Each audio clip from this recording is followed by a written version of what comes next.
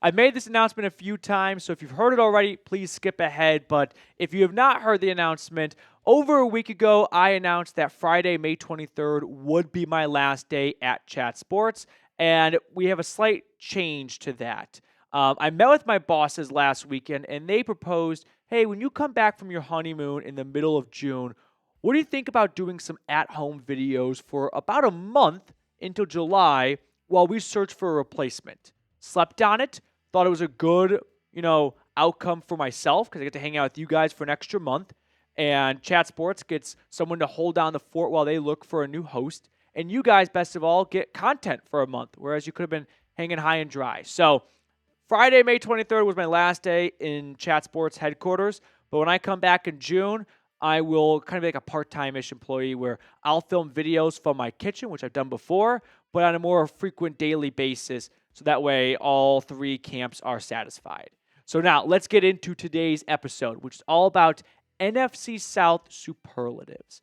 I made this video last year in early June, and if you care about the YouTube analytics world, it did pretty well for a very slow period of time in the NFL world. So I thought, play the hits. So here are my superlatives from last year. I did not do well. The Saints going 8-9 and lose a clutch Week 18 game. They did not go 8. They went worse than 8-9. The Buccaneers to be the returning division winner, sacrificial lamb, a.k.a. win the division and then not win it the next year. That did not happen. The Panthers to enter a toxic quarterback relationship. I feel like that kind of happened, right? Bryce Young, it was toxic at the beginning, but it got better towards the end. And then Atlanta's to end the NFC's longest playoff drought. Nope, that is still ongoing. So, how about my 2025 superlatives? Most likely to get the number one overall pick in 2026, the New Orleans Saints. I promise I'm not going to make all of these, just the other three teams are the worst and the Falcons are the best. That'd be some like Kim Jong-un level propaganda, but I truly do believe in my heart of hearts that the New Orleans Saints will be picking first overall next season. And I have 3 reasons for that. And it's not just because I think they're going to suck. The first reason is their quarterback room, I think, is going to suck. We saw last year with the Tennessee Titans, you have a bad quarterback, you're picking first. And is Tyler Shuck better than Will Levis? I can't be convinced of that right now. So, from a quarterback alone perspective, that by itself can be enough to go, they're picking first because those quarterbacks rank 32nd amongst all 32 quarterback rooms. But Browns had a bad quarterback situation last year. They picked second. That won't entirely just be the case all the time. So I came prepared with 2 more reasons. The next reason, some of their best players are deep on the wrong side of 30. Alvin Kamara is going to turn 30 years old before week 1. Brandon Cooks is 31. Cam Jordan's 36. These are all going into week 1. DeMario Davis, 36. Tyrann Mathieu, 33. Starter. Important starters. Now, they are much younger on the offensive line, but a lot of their key players are getting old. And that's a bad spot to be in. You've got some old vets and a bad quarterback room. And then the last ingredient to this shit show of a year coming for New Orleans, is Kellen Moore really the coach for that type of rebuild and roster? I think Kellen Moore is one of those like offensive young gurus, geniuses, right? Is that the guy that's going to be best suited and the best fit for, so we don't have a good quarterback and we have an aging roster?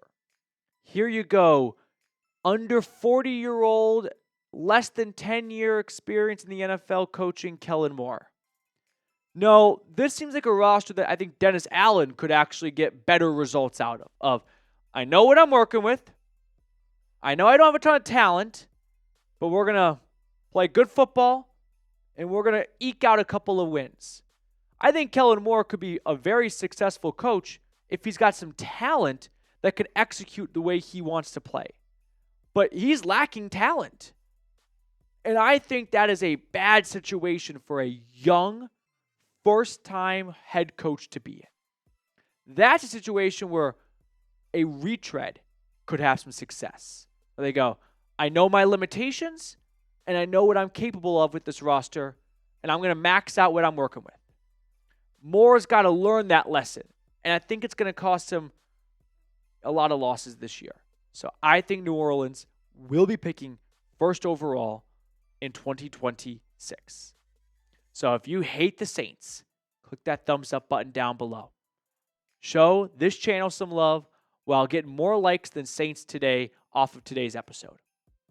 Our next superlative, most likely to make the in the hunt graphic, the Carolina Panthers. This is actually me being nice to the Panthers. I think the Panthers are going to be more competent in 2025 than they have been for almost close to a decade with one good playoff appearance in that span. I think this is, might sound like a backhanded compliment, but I think they might be decent. They won 5 games last year, 2 of which came in the last 3 weeks of the season. But I think the Carolina Panthers are going to be not necessarily better than what people expect, but not as, big of a pushover as teams expect. I was curious when Bryce Young got benched kind of early on in the year and then took over later on. We saw what happened in week 18 against Atlanta in overtime, but the Panthers offense the first 10 weeks of the season was 30th in scoring. Then they have a week 11 bye. Weeks 12 through 18, they're just outside the top 10. I mean, they added a whole 8 points on. That's a huge addition to your scoring output. So I won't say that the Panthers are going to make the playoffs. I'm not here to say that they are my dark horse team to be a wild card team. I just think they're going to be a tougher out in 2025. Maybe they start the year off 0-2, and then they rattle off 2 wins to get back to 500. I think that when Thanksgiving rolls around and the Fox and CBS broadcast has the playoff graphic, you want to see your team up there, and if your team's not good, you just pray they include you as a pity charity case in the hunt graphic. I think the Panthers at that point might be like 5-6, 4-6, and you go, all right, they're there. They're not going to actually make some noise, but they're not going to be a team that you go into your schedule thinking free win here, there. So who do you think is going to be a tougher opponent this year? Saints or Panthers? You can go position by position and go back and forth a little bit. I'd go quarterback Carolina. I'd probably go, vast majority defense for New Orleans. But I'll go with the Panthers. Most likely to take a step back, the Tampa Bay Buccaneers. I was looking over their roster, and I got to give them credit. It's a good roster. Their offensive line is good. They have 3 dominant receivers. Bucky Irving is emerging on the scene. Baker's playing great ball. Their defense is going to be, well run and well coached under Todd Bowles. But I love history. And if you notice a trend, the last 3 years, the Tampa Bay Buccaneers have slowly added 1 win. 8-9, 9-8, 10-7. So they're building up to win number 11. Here's the thing for Tampa. History says that is probably not going to happen. Not NFL history. I'm talking Buccaneers history. The Tampa Bay Buccaneers have not improved their win total from the previous season for 4 straight years since their first 4 years in the NFL, which it wasn't very difficult for them to do that because they won 0 games the first year. All they had to do the next year was win just 1, which kudos to them, actually. You want to guess how many games they won? 2. And then from 2, the bar is still pretty low. They jumped up to a mighty 5. And then from there, they won 10. So kudos to them. But I think that, and this is where, I don't say probably be wrong, but I was wrong last year about it. But I'll try again this year. They do not win the NFC South again this year. Last year, I showed the stat, and I updated it for this year. Since 2010, call it 50% of reigning division winners did not repeat the next season. It has happened 7 times in the NFC South, predominantly by the Buccaneers the past 4 or 5 seasons. Before that run, we were, flip-flopping between mostly the Falcons, the Panthers, and the Saints.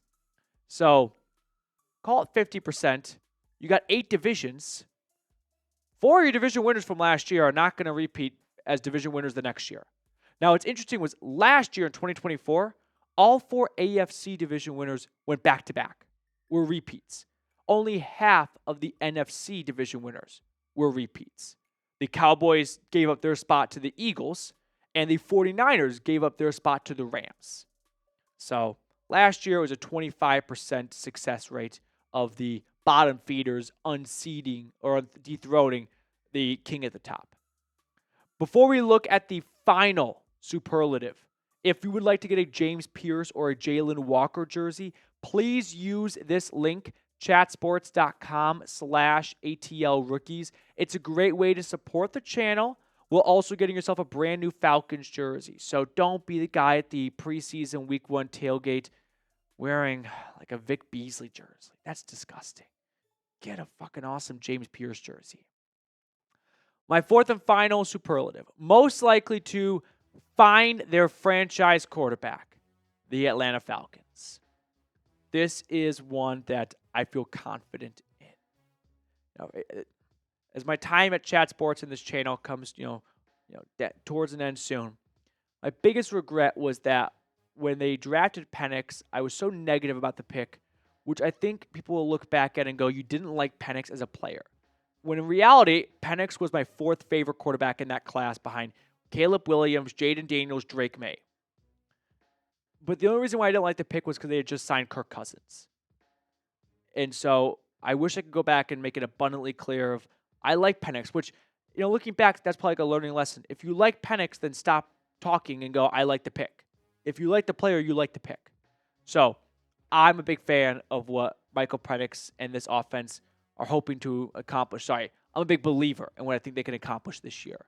Now, Penix is going to be, injury aside, the week 1 starter for this team, which will mark a 5th straight unique week 1 starter dating back to Matt Ryan in 2021, which obviously, from 2025, if you just assumed all the current starters to start week 1, the Atlanta Falcons are tied for last in terms of, most amount of unique starters since 2021. They've maxed out. They've had one every single year. So I was like, well, that's not very, compelling information. Where does that rank if you just take these 4? Because I can't assume this one just yet for all the other teams. Where do these 4 rank amongst all 32 teams since 2015? And here's some good trivia. And if you know me, you know I love trivia. The Broncos and the Commanders have had 8 unique starters since 2015. The Atlanta Falcons are in a multi-way tie with 4 unique starters. And then once week 1 comes here, they will bump up to 5. So there has been a carousel at quarterback for half a decade now. And hopefully Penix will end that run. And I believe, and I'm not saying this because I'm biased.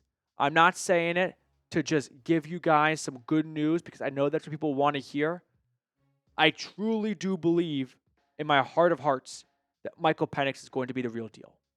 That he is going to be a quarterback that makes Pro Bowls, that wins divisions, that goes to the playoffs, that wins playoff games. I think he is talented enough to accomplish all those things. You notice I did not say the big S word. Here's the issue with that. If Joe Burrow or Josh Allen never wins a Super Bowl, are they bad? No. I forgot who said it. It was a guest on Part of My Take. And they made a great point that in the next 10 years, you've got in the AFC, Josh Allen, Lamar Jackson, Joe Burrow, Patrick Mahomes. Let's say the next 10 years are their 10 best years, right? Are all 4 realistically going to win one in the next 10 years? I'd say probably not. There's not enough, all 4. There's just not enough Super Bowls, right? Mahomes is probably going to win at least 2. So that leaves you 8 for 3 other guys. And just those 3 guys. We even entertained the NFC quarterbacks. So I don't want to put this out there that he's going to win Super Bowls because Phillip Rivers was a great quarterback. Didn't happen. Doesn't mean he's not good. right? If that's the bar for success, it's an unfair bar because so many deserving players will fall short of it. So that's my quarterback Super Bowl kind of rant right there. I mean, here's the question I have on screen, but answer this question or answer this one. Who does not win a Super Bowl? Joe Burrow, Lamar Jackson, or Josh Allen? I don't think there's enough Soupies to go around for all three to get one.